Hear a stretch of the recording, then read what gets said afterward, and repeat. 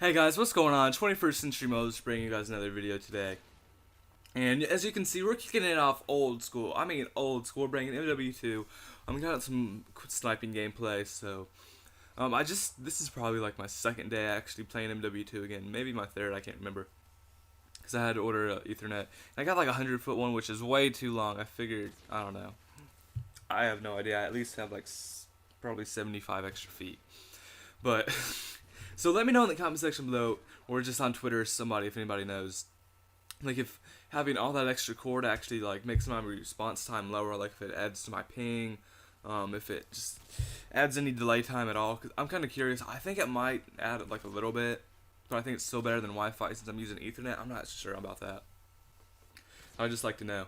So we're kicking things off old school. So I got an old kind of feelish gameplay, MW2. This is back in the day when Call of Duty was kicking off. This is when Machinima just came out.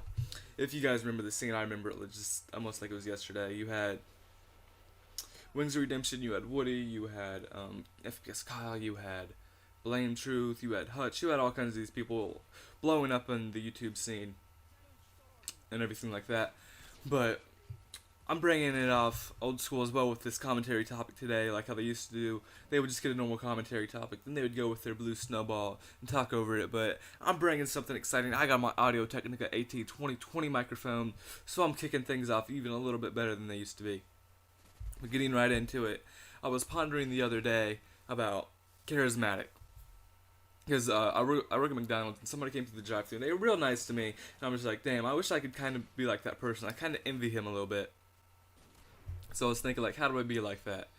And it got me to the question, is charismatic, or being charismatic, is it something you're born with, or is it something you merely adapt to over time? And I was just wondering about it. So I asked my teacher this, the first or like, I don't know, 6 months ago, somewhere around there. And he gave me the answer, it's something people have been thinking about for a long time. It's kind of a popular issue amongst philosophers.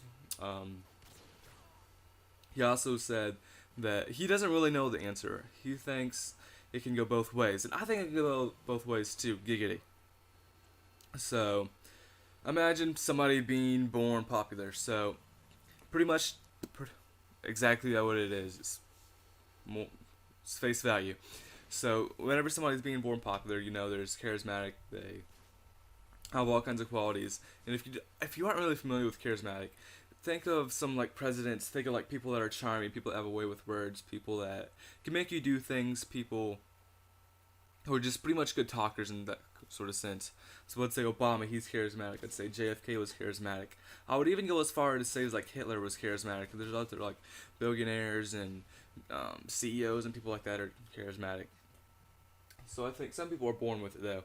So imagine like that kid in your school. Wait, it was my school. Like, it's always been popular ever since day one, and that's just the way it is. So they were born with it, They probably adapted to it over time, and they also think, like, well, think about that nerdy kid. I'm going to throw Steve Jobs out there. I'm not sure if he was nerdy. I think he was a little bit, because I don't know his biography. I don't know his life story. I pretty much know that he was the CEO of Apple, and then he started some other company because they kicked him out, and then he started back again. My friends tried telling me this story before. But what I know, just say this is the story. Say it can be Billy Bob if you don't like the word Steve Jobs. But say like, alright, he's done this, he's smart, he ends up becoming a little bit successful with all the hard work and everything he put in. So he's not charismatic. And then put him in all kinds of situations where he learns to be charismatic. He talks to more people, he tries to get deals done. He's just put in situations that most people aren't. So he actually has the ability to adapt over time and just expand on his actual personality. So I'm thinking, like, that's something you can actually develop over time. And one of my friends' dad roomed with Mark Cuban at IU. So if you're not familiar with who Mark Cuban is, he owns the Mavs. He owns some other company. I don't know what he's actually famous for. First, I just know he owns the Mavs. I think he's a billionaire. If he's not a billionaire, he's really close. I got mentioned on Twitter, but what he said, he said he was a kind of nerd over time and everything like that.